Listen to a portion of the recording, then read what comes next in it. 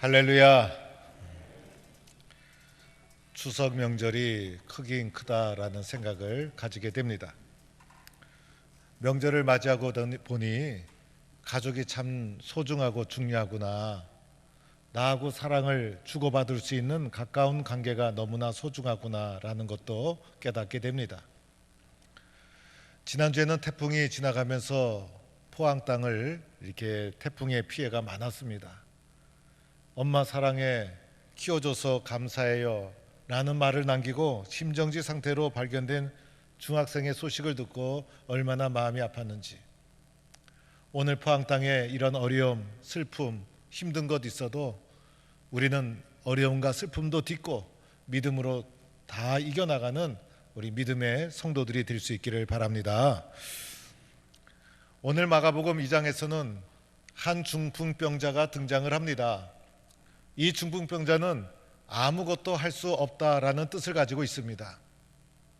이 중풍병자의 상황을 보니 매우 오래된 상황이었고, 그래서 고치기가 더욱 어려운 상황이었습니다. 침상 위에 누워서 아무것도 할 수 없는 사람, 매우 위중한 사람이었습니다. 이 사람이 얼마나 고통과 절망 속에 하루하루를 버티며 살아왔을까, 얼마나 순간순간 힘들고 어려운 고비를 넘으며 살아오고 있었던 사람이었을까를 생각해 보게 됩니다. 오늘 우리는 인생을 살아가면서 나름대로 아픔이 있고 상처가 있고, 그리고 한두 가지 병을 짊어지고 살아갑니다.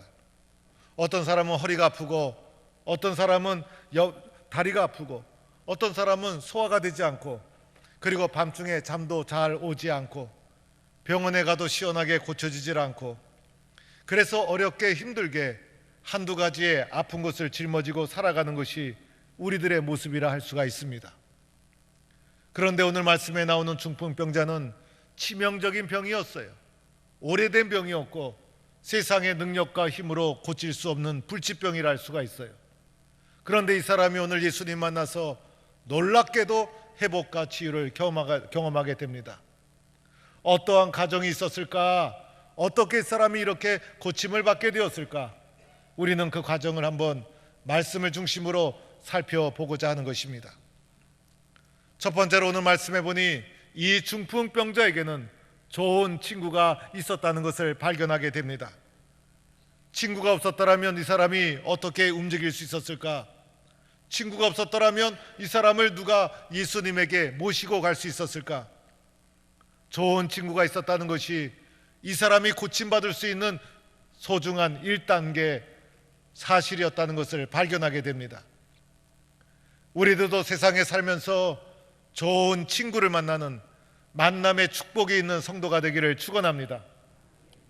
내가 좋은 사람을 만나기 위해서는 내가 할 수 있는 것이 있죠. 내가 좋은 친구가 되어주는 거예요. 내가 좋은 친구 만나기를 사모하기 위해서는 내가 또한 좋은 친구가 되어 주어야 한다는 것입니다. 오늘의 중풍병자의 상황을 보면요, 매우 위중한 상황이었어요. 오랫동안 중풍병으로 누워 있었어요. 그럼에도 불구하고 이 친구들이 끊임없이 오랜 병에 효자가 없다는 말도 있고, 오랫동안 앓다 보면 기억해 주는 사람도 드문데, 이 친구들은 끊임없이 이 중풍병자와 함께하는 친구들이었어요. 종종 자주 찾아가서 위로도 하고 대화도 하고 격려도 하고 그의 곁을 항상 지키는 사람이었어요. 그래서 오늘 예수님에게 기억이 나서 친구를 데리고 갈 수가 있었다는 거예요. 오늘 3절에 보니 사람들이라는 말씀도 나오고 네 사람이 메어 가지고 예수님께 나갔다고 말씀하지 않습니까? 도와주는 네 사람, 도와주는 가까운 사람, 도와주는 친한 사람이 그에게 있었다는 것이, 이 사람이 그 심각한 병에서 회복을 받는데 엄청난 힘이 되고 말았다는 것입니다. 내가 어려움에 처했을 때 나를 도와줄 사람이 누구인가? 나에게는 마음을 주고 격려를 해주고 용기를 줄 가까운 친구가 있는가? 나는 다른 사람이 연약하고 힘들 때 그 사람들이 일어날 수 있도록 친구가 되어주고 있는가? 가까운 마음을 주고받는 친구가 있다는 것이 얼마나 소중한 일인가를 오늘 말씀을 통해서 다시 한번 발견하게 됩니다. 오늘 말씀을 잘 분석해 보면 이 중풍병자도 좋은 사람이었을 것이 분명합니다. 그래서 병에 걸리기 전에 이 친구들에게도 좋은 친구가 되어서 격려해주고 사랑해주고 했던 사람이었어요. 그러던 어느 날 자신이 중풍병자로 쓰러지게 되자 함께 사랑을 나눴던 친구들이 그냥 볼 수가 없었던 거예요. 세월이 흘러도 찾아가서 대화하고 격려하고 공감하고 용기를 북돋워 주고, 그래서 오늘 이 친구가, 마음을 주고받는 친구가 어려움을 이길 수 있는 소중한 계기가 되었다는 것이죠. 저희 어머니는 젊어서부터 아프다는 말을 종종 했어요. 저녁에 가족들이 모여있으면 아이고 허리가 아프다, 아이고 다리가 아프다, 신경통인가 보다, 아프다는 말을 많이 했어요. 저희 아버님은 좀 무뚝뚝하셨고 저희 자녀들은 사남 일녀여서 주로 분위기가 남자 분위기입니다. 집에 가면 말도 별로 없어요. 큰일이 생겨도 말 조금 하다가 문제도 사그러들고, 그런데 저희 처갓집 결혼해서 가보니 거기는 저희 집과는 반대로 딸이 4명입니다. 얼마나 시끄럽고 말이 많은지. 딸들이 명절 때 모이면 12시가 넘도록 부엌에서 수다 떨고 얘기하고, 그런데 무슨 중요한 얘기가 이렇게 심각하게 오래 하나라고 기동량을 좀 해보면 다 쓸데없는 별로 중요하지도 않은 얘기를 그렇게 재밌게 하면서 시간 가는 줄 모릅니다. 우리 집안에서는 도무지 이해할 수 없는 상황이 벌어지는 거예요.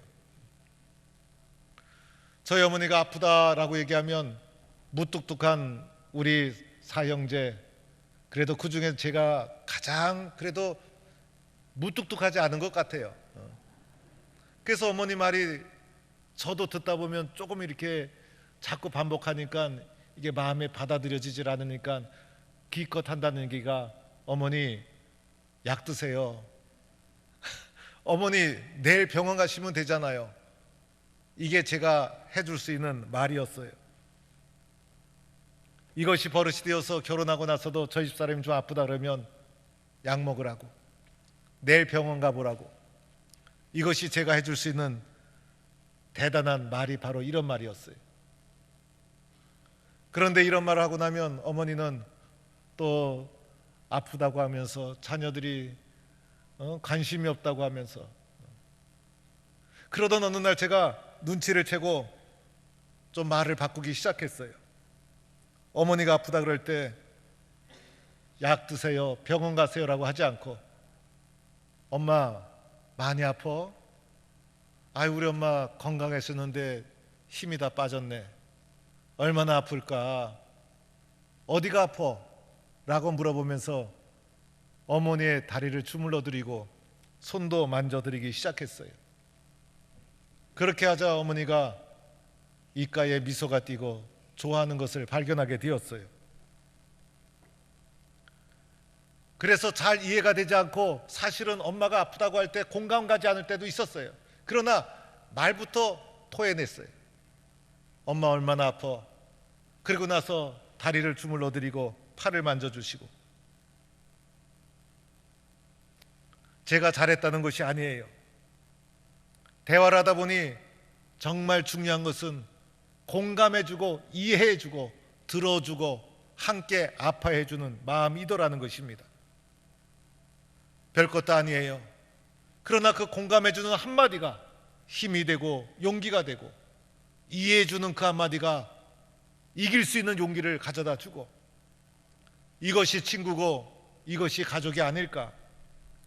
오늘 중풍병자가 일어날 수 있었던 것, 오랜 세월 동안 버틸 수 있었던 것, 그에게는 공감해주고 이해해주고 아파해주는 친구가 있었다는 것입니다. 여러분이 그런 사람이 되고 여러분의 가정이 그러한 가정이 되기를 축원합니다. 우리 동부의 성도들이 서로가 서로에게 이렇게 서로가 공감해주고 이해해주고 믿어주고 사랑해주는 아름다운 교회가 되기를 주의 이름으로 축원합니다. 두 번째로는 오늘 말씀해 보니 좋은 친구가 되는 것도 중요하지만 더 중요한 것이 있었어요. 믿음의 친구가 된다는 것이었어요. 그렇지 않습니까, 여러분? 세상 친구 아무리 좋아도 소용이 없어요. 정말 소중한 것은 믿음의 친구가 되는 거예요. 오늘 말씀에도 보면 친구들이 중풍병자를 데리고 예수님께 나갈 때 4절에 보니 무리들 때문에 장애물을 만납니다. 이런 장애물을 만나면 대부분 포기하고 그리고 돌아가게 되죠. 그런데 이 친구들은 포기하지 않았어요. 무리를 헤치고 들어가다가 사람 때문에 들어갈 수 없게 되자 하늘을 보고 지붕에 올라가서 지붕을 뚫고 마침내 이 친구를 예수님 앞에 달아 내렸던 것이죠. 엄청난 상상도 할 수 없는 도전을 했던 것이고 시도를 했던 것이에요. 친구들이 이렇게 한 이유가 무엇일까? 예수님은 이러한 친구들의 행위를 보고 믿음의 행위다, 이렇게 주님은 말씀하신 거예요. 오늘 말씀 보면 5절에도 보니 그들의 믿음을 보시고 8절에도 보니 속으로 이렇게 생각하는 줄을 예수께서 중심에 아시고, 예수님은 중심을 보시고 우리의 속을 보시고 우리의 마음을 보시는 분, 친구들의 속을 보고 친구들의 마음속을 보니 그들의 마음에 믿음이 있었다는 거예요. 믿음으로 장애물을 뚫고 나간 것이고 믿음으로 지붕을 뚫은 것이고 믿음으로 예수님 앞에 끝까지 나갈 수가 있었다는 것이죠. 예수님 앞에 나가면 내 친구 고칠 수 있다는 믿음이 있었던 거예요. 예수님을 만나면 반드시 회복된다는 확신이 있었던 거예요. 지금 이 순간 예수님 만나지 않으면 안 된다는 절박한 마음이 있었던 거예요. 이런 믿음이 장애물을 뚫고 어려움을 뚫고 기필코 예수님 앞에 나가도록 만들어 주었다는 것이에요. 우리의 의지, 우리의 생각 강한들 얼마나 강하겠어요. 쉽게 꺾어지고 쓰러지는 것이 우리의 생각과 우리의 의지라고 할 수가 있어요. 그러나 믿음은 뚫고 나가게 하고 인내하게 하고 장애물도 넘어서도록 만들어주고, 그래서 이렇게 예수님 앞에 친구들이 중풍병자를 데리고 나갈 수 있었던 것, 그들의 마음속에 믿음이 있었기 때문이었던 것입니다. 이 믿음의 친구가 중풍병자가 회복되는 중요한 역할을 하게 된 것이죠. 우리도 서로가 믿음의 친구가 되어야 하는 것이죠. 믿음의 친구가 되어서 기도해주고 도와주고 협력해주고 사랑해준다면 놀라운 역사가 우리 가운데서도 일어나게 될 줄로 믿습니다. 이런 은혜와 역사를 체험하는 동부의 성도가 되기를 축원합니다. 이렇게 중풍병자가 예수님 앞에 나오고 나니 예수님이 그 중풍병자를 보고 중풍병자야 일어나라 라고 하면서 손을 잡아서 벌떡 일으켜 세워주시면 얼마나 좋을까. 그런데 예수님은 이 중풍병자를 보고 다소 당황스러운 말씀을 하십니다. 작은 자야 내 죄 사함을 받았느니라. 지금 급한 것은 중풍병자가 치료되는 것이고 중풍병에서 일어나는 것인데 중풍병하고 죄 사함이 무슨 관계가 있습니까? 예수님은 그들의 기대와는 달리 일어나라 고쳐주겠다 이렇게 하지 아니하시고 죄 용서의 선언을 하고 있더라는 것입니다. 예수님이 왜 그랬던 것일까? 예수님이 갑자기 왜 죄 용서의 문제를 거론하는 것일까? 여기에는 이유가 있었어요. 예수님은 우리 인간의 문제를 다 아셨어요. 그래서 예수님은 인간의 본질, 인간의 바탕, 그리고 인간의 핵심 문제를 예수님은 다루고 있다 할 수가 있는 거예요. 오늘 인간의 본질 문제가 회복되지 않고는 겉으로 보이는 병 문제가 해결된들 무슨 소용이 있겠어요? 중풍병을 치료받았는데 돌아가고 나서 다음에 허리가 아프고 다리가 아프고 머리가 아프고 그리고 가슴이 아프고 속이 아프고 계속해서 아픔과 신음 속에 살아갈 수도 있잖아요. 우리는 지금 보이는 현실의 문제에만 급급해서 주님 이것만 해결해 주세요, 주님 이것만 해결해 주세요 그러지만은 우리 주님은 인간의 본질과 바탕을 다 아시고 이런 상처와 아픔을 야기시킨 뿌리를 해결해 주시고자 하시는 거예요. 인간의 이 모든 병과 아픔은 어디서 오는 것일까? 예수님의 진단은 죄에서 기인한 거라는 것이에요. 그래서 죄 용서의 선언을 하고 있는 거예요. 우리의 마음의 바탕을 근본적으로 회복시켜 주시고 있는 거예요. 우리의 문제의 본질을 주님께서는 고쳐주시고 있는 거예요. 그러한 병을 야기시킨 원인을 제거하고 있다라고 할 수가 있는 것이에요. 그런데 예수님의 이러한 죄 용서에는 다소 문제가 있었어요. 먼저는 죄 용서는 하나님만이 하실 수 있는 것, 또 하나는 죄 용서는 사람의 눈에 보이지 않는다는 거예요. 그래서 이 죄 용서의 문제를 어떻게 믿을 수가 있을까? 그래서 예수님은 이렇게 우리에게 말씀해 주십니다. 내 죄 사함을 받았느니라 하는 말과 일어나 내 상을 가지고 걸어가라 하는 말, 어느 것이 쉽겠느냐? 여러분 보시기에는 어느 것이 쉽겠습니까? 많은 사람들은 죄 용서가 정말 어려운 것이고, 죄 용서는 하나님만이 하실 수 있지만은 죄 용서가 눈에 보이지 않고 확인할 수 없기에 죄 용서는 무책임하게도 할 수 있는 말이라고 생각하고, 이 말은 누구나 할 수 있는 일이라고 생각할 수도 있을 거예요. 그러나 진짜 어려운 것은 눈에 보이는 문제, 상을 가지고 일어나라 라는 문제일 거예요. 그런데 예수님은 상을 가지고 일어나라, 이 문제는 예수님에게는 작은 문제예요. 예수님은 죽은 자도 살리시고 눈먼 자도 눈뜨게 하시고, 그리고 문둥병자도 낫게 하신 예수님께서 이 중풍병자를 살리시는 것, 예수님에게는 쉬운 일이었어요. 모든 사람이 어렵다고 한 이 문제를 예수님은 한마디로 고쳐주십니다. 내가 내게 이르노니 일어나 내 상을 가지고 집으로 가라. 그러자 이 사람이 일어나서 자기가 누웠던 상을 가지고 돌아가게 되어서 하나님께 영광을 돌리게 되었다는 것입니다. 무엇을 말해주고 있는 것이죠? 모든 사람이 어렵다고 하는 문제를 예수님은 쉽게 고쳐줌으로 말미암아 죄 사하는 권세가 있다는 하나님의 아들 그리스도가 되심을 우리에게 보여주고 있는 것입니다.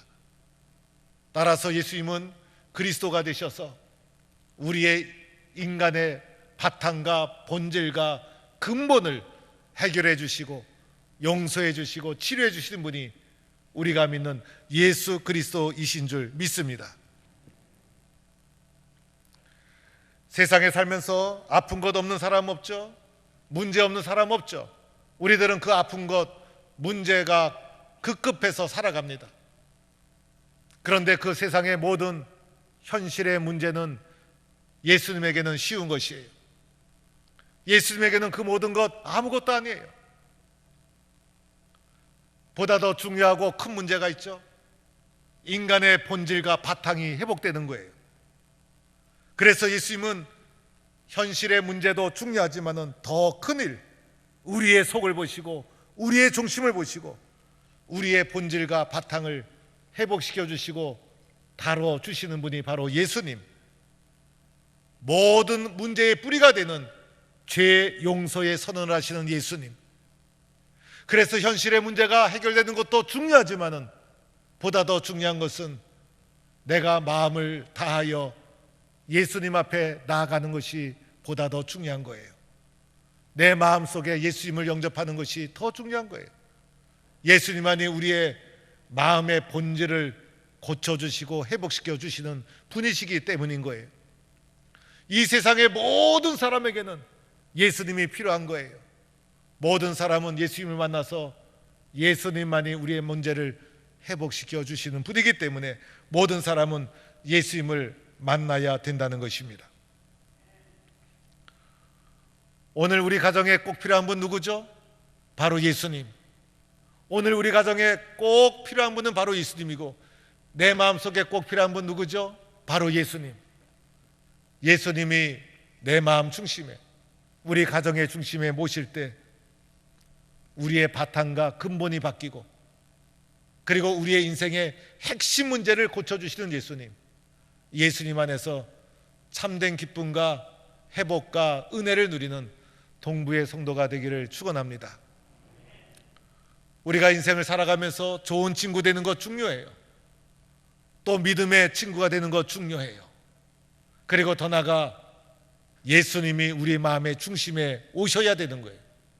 그래야 중풍병자 치료되듯이 죄용서 선언받았듯이 우리도 치료받고 용서받고 은혜의 삶을 누리는 겁니다.